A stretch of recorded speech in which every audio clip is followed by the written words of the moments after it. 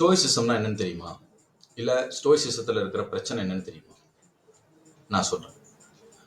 ஒரு புத்த மத துறவியவோ, ஒரு ஹிந்து சாமியாரையோ நம்ம பார்த்தோம் அப்படின்னா, அவங்கள என்ன சொல்லுவோம்?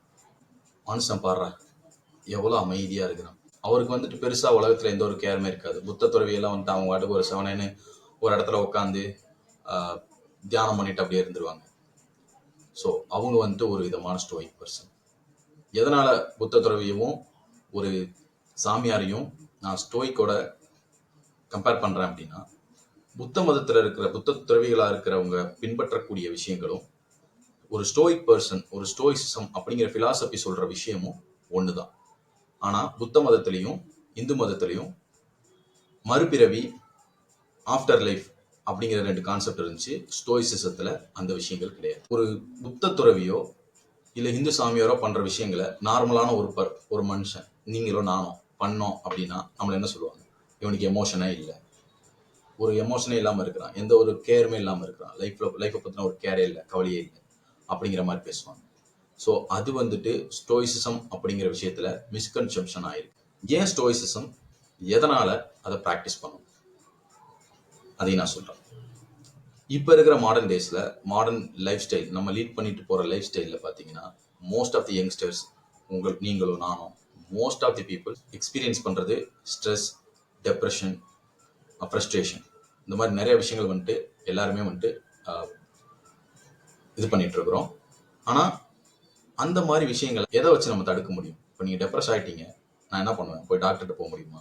மருந்து மாத்திரை சாப்பிடணுமா? முடியாது. ஸோ இந்த மாதிரியான டீச்சிங்ஸ் இது ஒரு 2000 வருடங்களுக்கு முன்னாடி இருக்கிற ஒரு டீச்சிங்ஸ் தான். ஆனா இது இப்ப இருக்கிற நிலைமைக்கு சூழ்நிலைக்கு நமக்கு கை கொடுக்குமா? கண்டிப்பா கொடுக்கும்.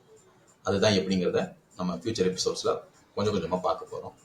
ஒரு பீஸ்ஃபுல்லான லைஃப் நம்ம என்னென்ன மாதிரியான சின்ன சின்ன அட்ஜஸ்ட்மெண்ட்ஸ் நம்ம லைஃப்ல என்னென்ன பண்றோம் அப்படிங்கிறத சொல்லி கொடுக்கறதுக்கு தான் இந்த ஸ்டோயிசிசம்.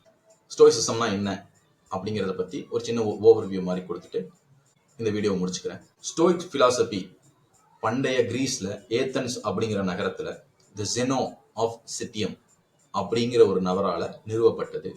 அவரை தொடர்ந்து செனக்கா அப்படிங்கிறவர் ஸ்டோயிசிசத்தை வந்துட்டு ஒரு பெரிய லெவல்ல கிரீஸை தாண்டி எடுத்துட்டு போனார்.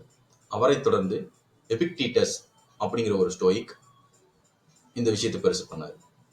அவரை தொடர்ந்து மார்க்கஸ் அரேலியஸ். இந்த 3 நேம நல்லா ஞாபகம் வச்சுக்கோங்க. ஏன்னா இவங்க 3 பேர் தான் ஒரு முக்கியமான ஸ்டோயிக் பிலாசபில ஒரு முக்கியமான 3 நபர்கள். செனக்கா, எபிக்டீட்டஸ், மார்க்கஸ் அரேலியஸ். இவங்க 3 பேர் தான் இந்த ஸ்டோயிக் பிலாசபி அப்படிங்கிற விஷயம் உலகத்துக்கு தெரியறதுக்கு ஒரு முக்கியமான காரணமா இருந்தாங்க. என்னுடைய பேர் நவநீதன். நான் பாஸ்ட் 1 இயரா ஸ்டோயிசிசத்தை வந்துட்டு பிராக்டிஸ் பண்ணிட்டு இருக்கிறேன்.